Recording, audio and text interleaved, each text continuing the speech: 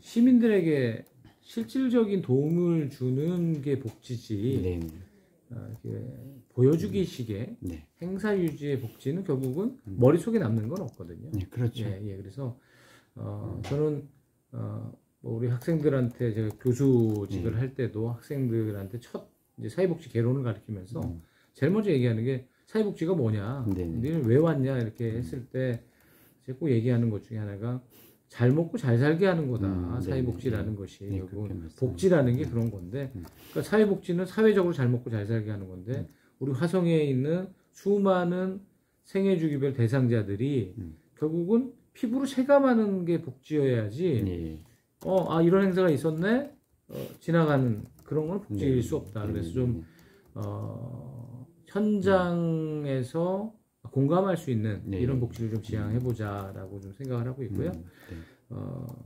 그게 결국은 민선 8기 정명근 호가 가는 데 있어서의 포용적 복지도시를 만드는 데 있어서 가장 밑바탕이 될 거다. 결국은 포용을 해야 되는데 뭐 저도 이제 활동을 해보니까 동서 간에 뭐 갈등들이 항상 존재를 하잖아요. 근데 보면은 서로 이해의 부족에서 오는 거지. 각자 생각하는 바들은 있거든요. 그러면 그들에게 정말 다가갈 수 있는, 지금 시장님께서 잘 하시고 계신 지금 막 찾아다니시잖아요. 그래서 좀 설명하고 뭔가 알려드리는, 그래서 저희 재단도 존재 여부를 모르는 분들이 너무 많아요. 이번에 언론사 다 이렇게 한 분씩 만나 뵙고 있지만 언론조차도 재단하고는 교류한 적이 없다. 그리고 심지어 여기도 뭐 이렇게 보도자료를 그렇게 뭐 생각하고 쓰는 게 보다는 그냥 형식적인, 그래서 실질적으로 우리 재단이 무엇을 하는지를 시민이 알아야 된다. 그래서 직원들이 그래야지 뭐 자꾸 인원 없다, 뭐 예산 부족하다 이런 얘기 하지 말고 적어도 알려서 재단이 뭐 이런 것도 하고 저런 것도 하는구나. 그러면 자연스럽게 우리 재단에 대한 관심이 늘어날 거고, 그래서 결국 시민들이 재단을 옹호해 줄 때 진정한 복지들이 시민 체감형 복지들이 늘어나지 않을까.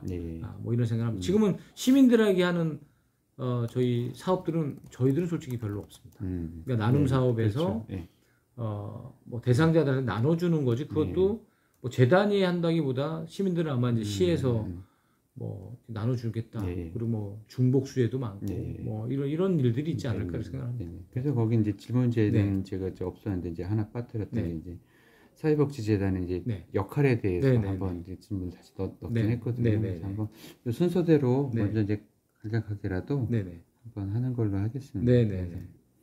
아까 그러면 이제 제가 이제 이거 질문제를 다시 선택을 한 거 이제 기존에 했던 언론사들의 어떤 인터뷰 내용들을 보고 좀 그 부분에 대해서 궁금한 점하고 좀 더 구체적인 그런 것들이 내용 가운데 좀 있어야 되지 않을까 싶어갖고 아마 제 질문이랄까? 회장님 답변하시는 거에 있어서 아까 그러면 이제 말씀하신 것처럼 이제 대표님이 생각하는 이제 복지라는 것은 아까 잘 먹고 잘 사는 거다. 어떻게 보면 시민들이 잘 먹고 잘 사는 거다. 어떻게 보면 뭐 단순할 수 있겠지만 사실 기본적인 거긴 하죠. 그렇죠. 잘 먹고 잘 사는 거다. 이제 거기에는 이제 사실은 단순 잘 먹고 잘 사는 게 것뿐만 아니라 이제 아마 복합적인 의미가 되지 않나 이렇게 잘 먹고 잘 살기 위한 시는 기본을 만들어줘야 돼요. 바닥을 다져주는 역할이 시지. 진짜 뭐 부자가 되고자 하는 게 아니라. 근데 이 기본에 이제 우리 생활임금이라는 것도 경기도는 있지 않습니까? 그런 것처럼 최저임금으로 살아봐라 했더니 못 살잖아요. 그런 것들이 적어도 화성시는 100만 도시답게 그래도 화성에 살면서 내가 복지적으로는 내 삶의 질에 있어서는 그래도 좀 만족도가 다른 시에보다는 좀 높아지는 것이 잘 먹고 잘 사는 거 아닌가.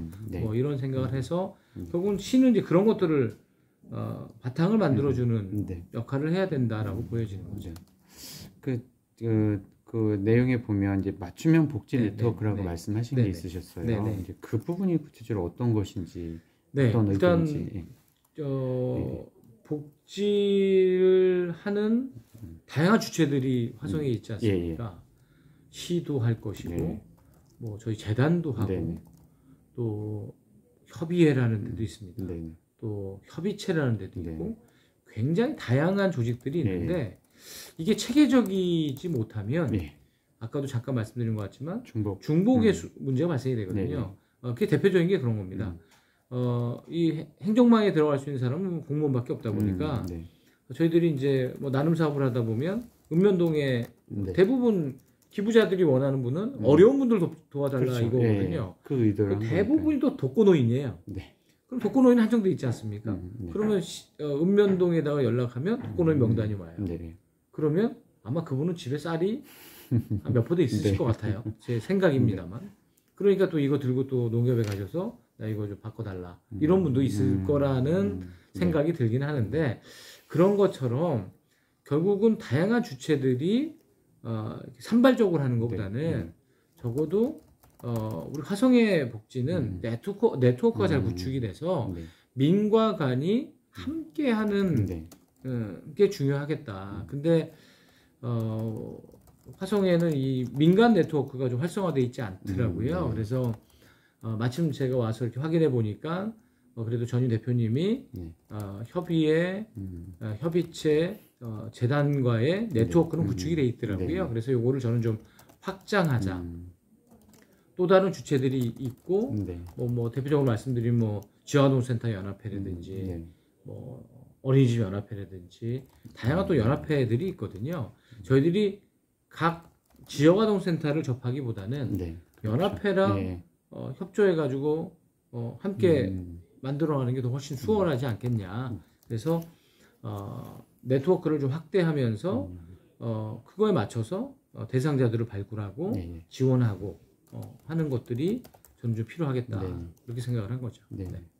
그러면 이제 동해도 보면 이제 맞춤형 복지팀이라고 또 있기도 하고 아직 제가 이제 작년 올해 초까지인가 해서 화성시 관내에 있는 장애인 복지관 여러 단체를 만나는데 사실 거기서도 이제 코로나 그런 영향 때문에 대부분 이제 말씀들 하시는 게 어떤 복지관 중심의 이제 사람들이 뭐 집결해서 하는 그런 뭐 복지 수혜 혜택을 받는 것이 아니라 이제 복지관 스스로도 시대적으로 또 그러니까 직접 그 화성시에 또 범위 면적이 넓으니까 직접 찾아가는 복지관에서 찾아가는 그런 복지를 하는 방향 쪽으로도 생각들을 하고 있더라고요. 이제 그런 걸 이제 얘기하면서 제가 먼저 물어보는데 그럼 인력적으로 너무 이렇게 좀 어렵지 않냐 그런 말을 하니까 물론 이제 다 소화는 못하지만 그래도 지역별 특성이 있으니까 뭐 서부는 서부대로 동부는 동부대로 이렇게 찾아가는 쪽으로 이제 거주하는 그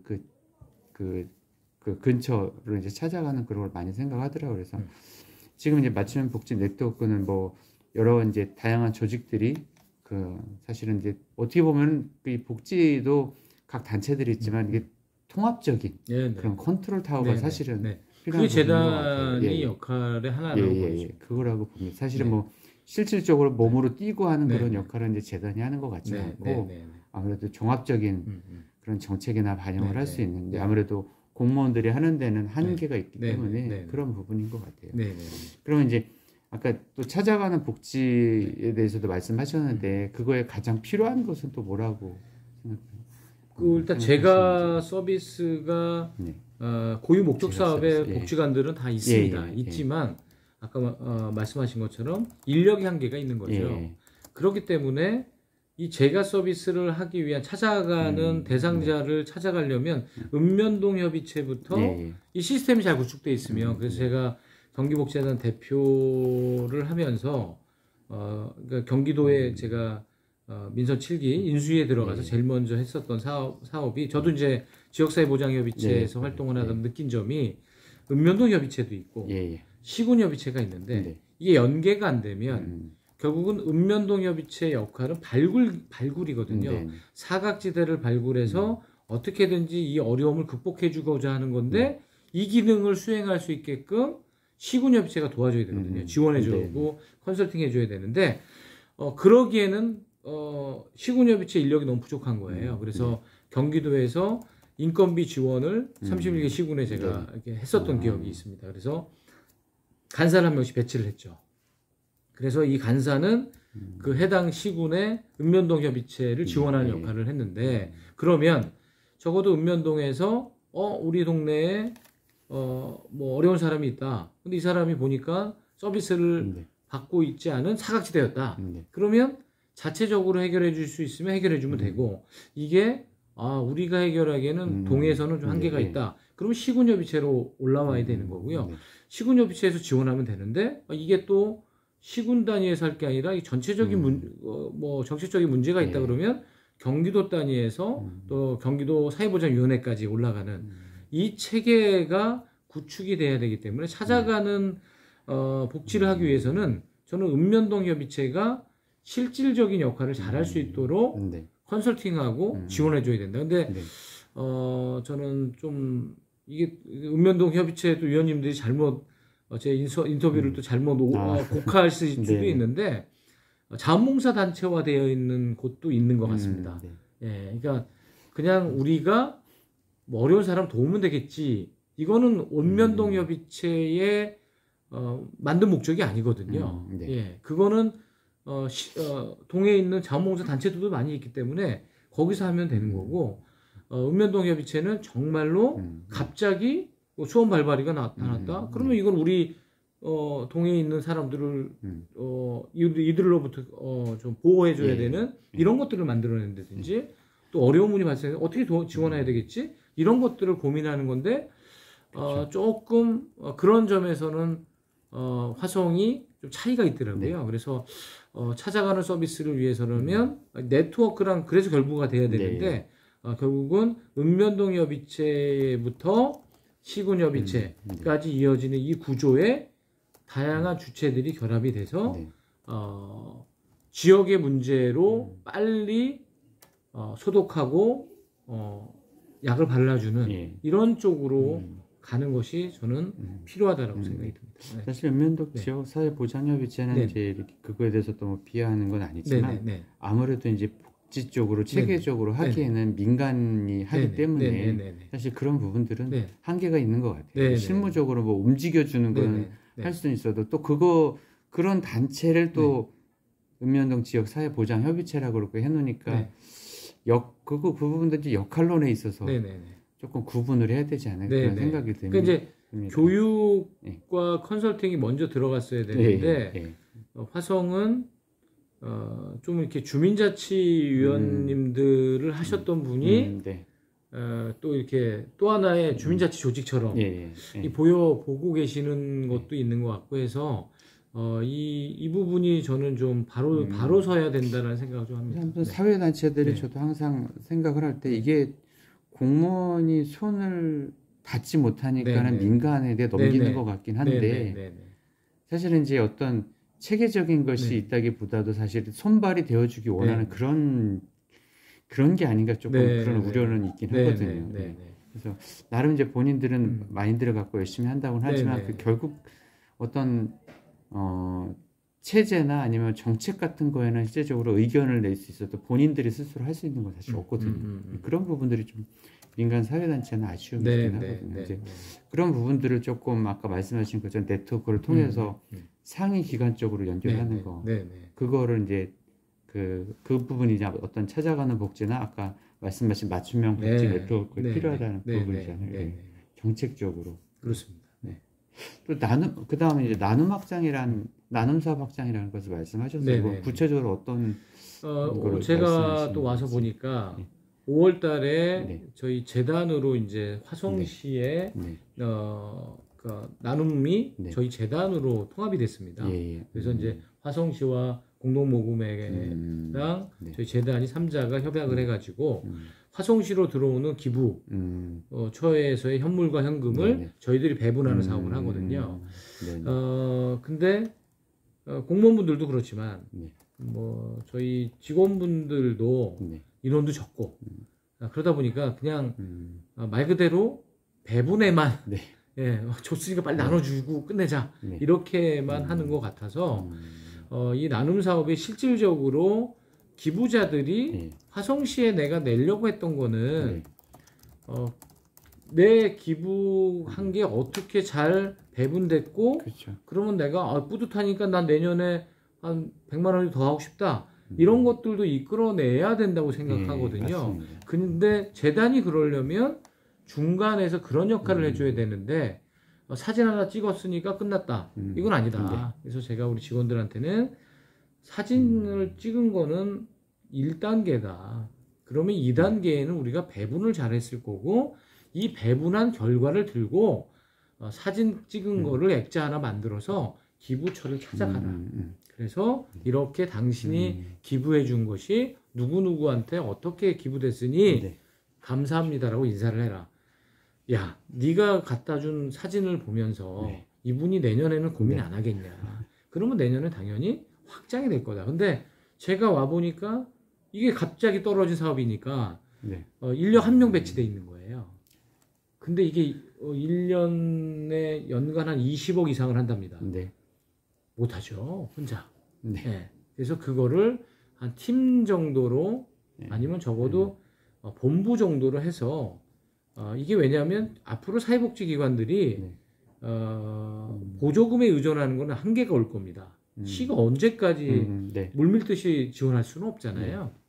그거를 저는 화성에 수많은 기업들이 있으니 1사1 후원을 연결해서 적어도 우리가 사업 중에 하나 정도는 어느 기업이 우리 뭐 복지관, 우리 뭐 지역아동센터를 돕고 있다라는 거를 나는 내세울 필요가 있다. 그러면 적어도 그 기업도 내가 고정적으로 어디랑 함께하는 우리 기업이니까 기업 이미지도 좋아지는 거고 기관 입장에서는 안정적인 후원금도 들어오고.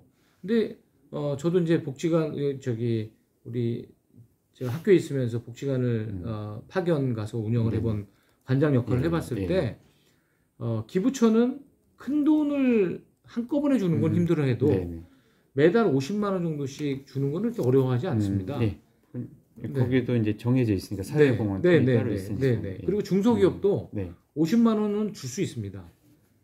1년이면 600이죠. 근데 그분들은 600 개념이 없고 내가 한 달에 50만 원 주는 걸 생각하니까 근데 기관은 600 있으면 되거든요. 그런 데가 많습니다. 그래서 그런 쪽으로의 나눔 확장을 저희 재단에 그렇다고 재단의 예산이 한 15억 정도 작년 기준으로 됐는데 올해 기준으로 15억을 갑자기 30억 만들기는 어렵거든요. 그렇지만 이런 나눔 사업들을 통해서 결국 재단이 하는 사업들을 알리는 데에는 참 이 나눔 사업이 좋겠다라는 생각을 했고 그걸 확장하기 위한 중장기 계획을 좀 저희가 수립해서 준비 중에 있습니다. 그러면 이제 앞으로 이제 시의 어떤 기부나 뭐 기증하는 그런 거는 이제 사회복지재단 통해서 이렇게 연결한다는 거죠. 근데 그것도 조금 차이는 있습니다. 아직까지 이제 초창기에서 그런지 조금 기부금이 크고 좀 이게 이제 시 공무원분들이 보셨을 때 좀 자기네들이 알리고 싶은 거는 안 줘요. 그냥 그러면 큰 의미가 없는데 그냥 행사 끝나고 돈만 들어왔다가 나가는 저희를 그냥 그런 통로로 이용하시고 지금은 솔직히 이제 조금 막 자질구레한 이런 것들이 많이 저희 재단에서는 하고 있는 것 같습니다. 근데 저는 그거를 등한시하면 안 된다고 생각하거든요. 그런 것들이 꽃이 피어서 더 큰 돈이 될 수 있는 거니까 지금은 그렇게 얘기하고 있고 지난 월요일 날 시장님하고 국장단 회의할 때 저희 나눔 사업을 좀 보고를 했습니다. 그래서 조금 통합이면 과들도 저희 재단을 이용을 했으면 좋겠다라고 말씀을 드린 상황입니다. 그전에 저도 이제 기업들 만나면은 이제 탐방할 때 기업들의 어떤 지역 사회 공헌에 대해서 강조를 하거든요. 기업들이 단순 1년 있다 떠나가는 거 아니니까 지역 사회에 대한 꾸준한 어떤 사회 공헌 활동이 있어야 된다 하면서 또 한 분은 이제 그 재작년 수연 났을 때 이제 시에 이제 한 500 정도 기부하는 부분에서 부서를 또 참 찾기가 힘들더라고요. 그래서 이게 뭐 수혜 쪽이니까 무슨 복지과로 가야 되는지 아니면 재난대책부로 뭐 가야 되는지 그런 얘기가 있으면서 그런 어려움들이 있긴 했거든요. 그러니까 그걸 이제 저희를 주시면 되는 건데 우리가 못 알린 것도 문제가 되는 거죠. 그래서 올 12월 13일 날 사회공헌 포럼을 합니다. 재단에서. 그래서 이 시점을 계기로 해서 화성에 있는 만여 개가 넘는 중소기업부터 해서 대기업한테 우리가 이런 사업한다라는 거를 알리는 준비를 좀 하고 있습니다. 그런 부분들 많은 홍보가 필요하긴 할 것 같아요. 예. 굉장히 기본적으로 뭐 과를 통해서든지 아니면 뭐 아는 공무원 통해서 하든지 맞습니다. 그렇게 후원한 의견을 내시는 분들이 있는데 어떤 한 일관된 그 통로가 있어야 그러니까 차후 관리든 그 좋을 것 같긴 하거든요. 그리고 뭐 저희뿐만 아니라 이 모금을 하는 기관들이 또 여러 군데가 있거든요. 뭐 복지관 스스로도 하고 협의회도 하고 자원봉사센터도 하는데 저희는 이제 직접 이렇게 현금이나 현물을 자꾸 저희가 영업하는 개념이 아니라 그렇죠. 저희는 컨트롤 타워가 돼서 시스템 구축이 저는 제일 중요한 것 같거든요. 그래서 시스템을 구축을 해가지고 적어도 아까 말씀드렸던 중복 수혜의 문제도 해결하고 그래서 우리 재단에 연락을 주시면 일단 우리 재단을 통하면 복지관이 예를 들어서 독거노인을 지원하겠다. 우리 독거노인 중에 A부터 D까지는 이런 물품을 받으셨어요. 그러니까 뭐 또 다른 걸 주실 거면 차라리 다른 걸 주세요. 아니면 이 어르신들은 계속 받았으니 요런 어르신들로 뭐 한 120%까지 정도는 우리가 케어를 해야 되니까 그분들을 좀 주세요. 뭐 이런 시스템은 좀 필요하지 않을까라는 생각을 좀 합니다. 그다음에 지금 말씀하신 거랑 비슷하긴 할 텐데 이제 화성시 보조금에 의지하고 있는 이 복지 시설에 대해서 어떤 뭐 문제점이라고 했지만 뭐 대안이나 그런 어떤 뭐 건전한 방향성이 조금 있을까요? 사실은 작년에 복지관 한 10여 개를 다 탐방을 해서 관장님도 인터뷰를 했는데 대부분 이제 시 보조를 뭐 의지하고 있긴 하지만 나름대로 또 이렇게 어떤 뭐랄까 그 기부 사업이나 그런 걸 통해서 개별적인 또 수입을 하면 이게 지금 시 정책이 그 부분까지 사실은 나중에 그 시에다 보고하고 환수했다가 나중에 그거를 다시 그 보조금에 포함돼서 받는 그런 구조로 돼 있더라고요. 그러니까 복지가서 자체적으로 얻은 수익금들 있잖아요. 기분 그거를 예산에 포함시켰다가 나중에 이렇게 뭐 반납을 하든 뭘 하든 시에 다시 보고를 했다가 그걸 다시 나중에 그 다음 예산 때 반영받는 그런 구조라고 말을 하더라고요. 지금 복지관별로 시스템들이. 뭐 제가 좀 아는 거랑 좀 틀려서. 그런가요? 그냥 인건비나 사업비는 말씀하신 것처럼 줬다가 뺏었다가 그러니까 이제 운영 경비는 그런데 후원금은 들어갔다 나오는 거는 저는 아닌 거로 알고 있는데요. 보고까지는 하고 보고는 하게 나중에 또 들어가는 것까지 확실히 모르죠. 나중에 또 그거를 다시 이렇게 그 감안해서 또 예산 편성하는 거 그런 얘기를 듣긴 했거든요. 그래서 아무튼 사업비를 반납해서 돌려받는 데는 여기밖에 없습니다. 그거는 문제는 있습니다. 그러니까 근본적인 문제가 타 시군에 비해서 좀 복지 시설들의 자율성이 굉장히 떨어져 있는 것은 사실인 것 같습니다. 그래서 그런 것들은 이제 공무원분들 입장에서 이거는 뭐 비하인드입니다만 공무원들 입장에서 통제하기는 쉽겠지만 자율성이 없으면 관장들이 로봇가 되는 거죠. 거기에 그 시 정책이나 그 방향에 따라갈 수밖에 따라갈 수밖에 없고 또 이게 이제 뭐 지금은 이제 5년을 했죠. 5년간 위스탁 받으면서 거기에 대한 어떤 뭐 재수탁에 대한 또 염려도 있고 하기 때문에 지금 시즌이 그 시즌이거든요. 그러니까 결국은 관장들이 그 지역의 특성에 맞는 사업들을 펼쳐나가야 되는데 그럴 필요가 없는 거잖아요. 솔직히 그냥 로봇인데 그래서 그런 측면에서는 조금 변화는 좀 필요한 것 같습니다. 근데 그거를 이게 고착화되어 있는 이 시스템을 바꾸기에는 한계는 있을 것 같고요. 그동안 해온 게 있고 근데 너무 빨리 팽창한 것도 문제인 것 같습니다. 그러니까 이제 50만 정도의 도시가 갑자기 100만이 돼버리니까 50만에서의 복지 시스템으로 운영됐던 조직이 갑자기 100만에 맞추려고 하니까 옷이 안 맞는 거죠. 그래서 그런 거는 그렇지만 저희가 중장기적으로 이렇게 넓은 땅 또 예산이 많은 이런 대도시 화성시는 적어도 자율권을 자꾸 부여하는 쪽으로의 변화가 필요하고 보조금이라는 것은 결국은 인건비랑 사업비, 운영비의 일부를 주는 건데 그 외에는 아까도 말씀드렸지만 그 복지관들이 스스로 할 수 있는 사업들을 저는 좀 자율권을 보장해줘야 된다. 그래서 그 지역에 맞는 동탄과 서부 노인복지관과 동탄 노인복지관이 같은 사업을 할 수는 없거든요. 대상 노인들의 틀리니까 그런 것들을 좀 자율적으로 할 수 있는 예, 그런 것들이 좀 필요하지 않을까. 이게 뭐 보조금에 의지한다라기보다는 자율성이 없으니까 그냥 보조금 가지고만 하겠다라고 저는 그냥 주저앉은 건 아닌가? 뭐 이런 생각도 좀 개인적으로 듭니다. 네. 나름 이제 몇 군데 이렇게 복지관들을 보면 나름대로 또 이렇게 부대 사업을 하거나 별도의 이제 기부나 기여를 받아서 열심히 활동하는 그런 데도 있긴 한데, 이제 아주 또 사회에 이제 뭐 복지에 관련해서 아무래도 현장 복지관들이 최일선에 있으니까. 근데 화성 씨가 일부러 그랬는지 모르지만 아주 재단도 고루 분포됐더라고요. 하나는 불교재단, 뭐 천주교재단, 일반 재단, 기독교재단 해가고 골고루 하셨더라고요. 그러니까 그래서 그런 부분들을 어쨌든 기본 뭐 보조금은 뭐 이렇게 그 시에서 책정을 할 수 있겠지만 나름 이제 복지관별로 어떤 그런 이제 뭐 부대 사업이랄까 그런 것들은 자율성을 갖고 할 수 있게끔 그거에 어떤 터치라기보다 사실은 맞는 것 같긴 하거든요. 그것까지 일일이 뭐 터치 받고 감사까지 하면서 뭐 자체 감사 있을 수도 있겠지만은 지도 점검이죠. 지도 점검이라는 명목하에 감사가 이루어지고 있는 거죠. 그런 부분.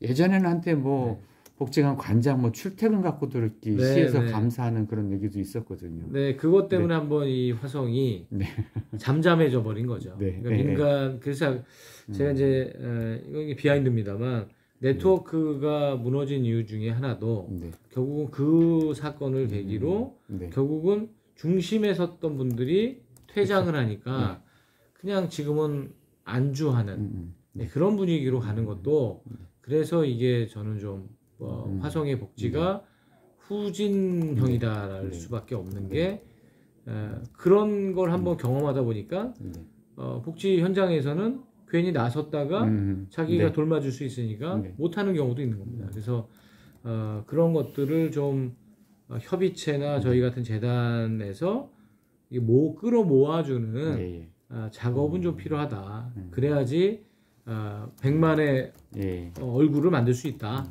그리고 포용적 복지도시가 가능하다. 이게 이제 그런 개념인 거죠.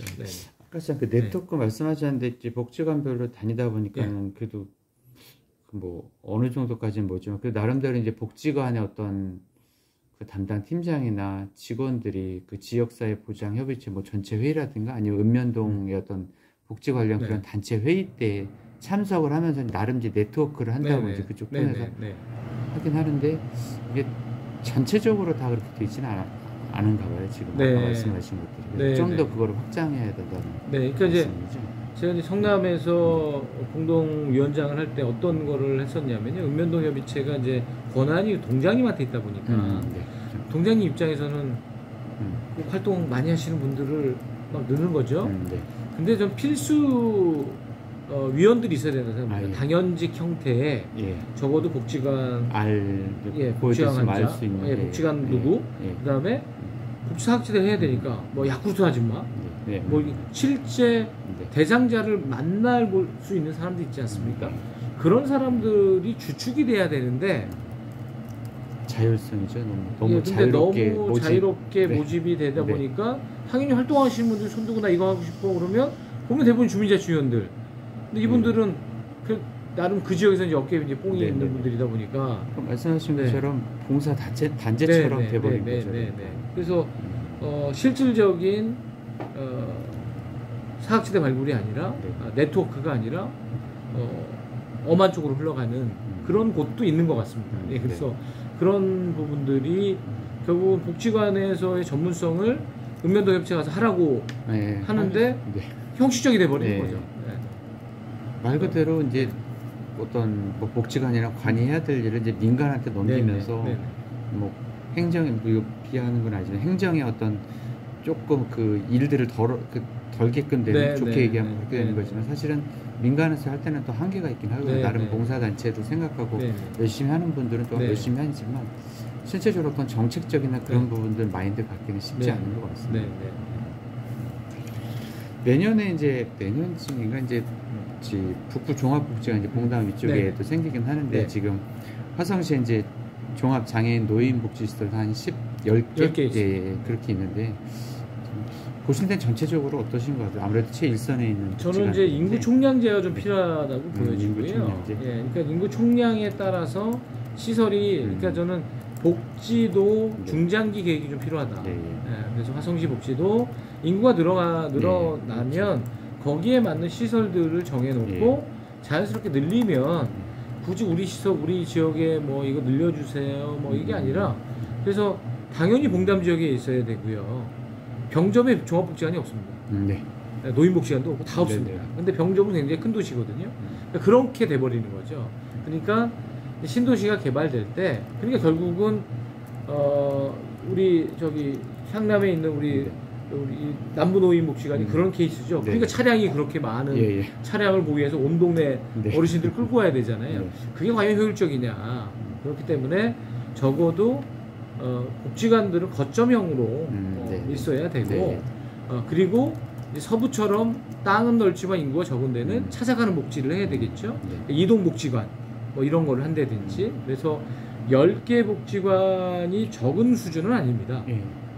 인구에 비해서. 그렇지만 적절히 이렇게 배분되어 있느냐, 거점 형태로 되어 있냐라는 것은 한번 고민해 봐야 될 필요가 있겠다. 그래서 나래울 복지관이 3개 복지관이 하나였던 곳이었는데 지금 종합복지관만 남았거든요. 나눠지면서. 그런데 노인하고 저기 장애인이 동탄 2에 생기니까 빼버렸잖아요. 근데 실제 동원은 동투랑은 약간의 이렇게 그렇죠. 경계가 있고 있고 그쪽은 20만이고 이쪽도 벌써 병점을 합치면 제가 볼 때는 나래울은 그 3종 복지관이 존재를 하거나 아니면 어딘가 또 만들었어야 되지 않을까. 그러니까 결국 이제 인구에 따라서 지역의 그런 시설들은 자동으로 이렇게 만들어지면 좋겠다. 봉담은 이제 종합복지관만 있는 거지 노인복지관은 또 없는 거거든요. 용주사까지 이제 가야 되는 거예요. 거기 국부노인이 생기니까 그러니까 그런 것들이 조금 이렇게 신도시가 개발될 때 좀 배분됐으면 좋겠다. 그거 역시 이제 배분이 잘 돼야 되는데 그런 부분들 좀 아직까지 아쉬움이 납니다. 그리고 이제 뭐 인구 총량제로 따져서 중장 계획을 해놓으면 쉬워지잖아요. 근데 그런 게 없더라고요. 그래서 근데 이제 화성시 이제 그 다음 거 이제 장애인들이 어떤 그 장애인 복지에 대한 사실은 그 발달 장애도 있고 지체 장애도 있지만 사실 불만들은 되게 많죠. 많거든요. 그래서 그런지 모르지만 지금 다른 그 인터뷰도 말씀하신 그 장애인 생애주기별 복지 시스템 구축이라는 것은 어떤 구상이신지? 일단 장애 유형이 되게 다양하지 않습니까? 지체부터 아까 말씀하신 발달 장애까지 많은데 다 자기네들을 위해 달라고 하죠. 못합니다. 다 어떻게 만족시켜요? 그래서 저는 적어도 화성같이 포용적 복지 도시를 지향한다면 아이가 태어나서 장애로 판정이 받는 순간부터 우리는 체계적으로 관리해야 되지 않겠냐. 장애인들은 장애가 생애가 아니잖아요. 그렇죠. 태어나서 내가 장애로 판정받아서 돌아가시는 순간까지가 생애란 말입니다. 그러면 어린아이도 장애인이 있고 청소년도 있고 장년도 있고 노년도 있다는 거죠. 그러면 그 시기에 맞는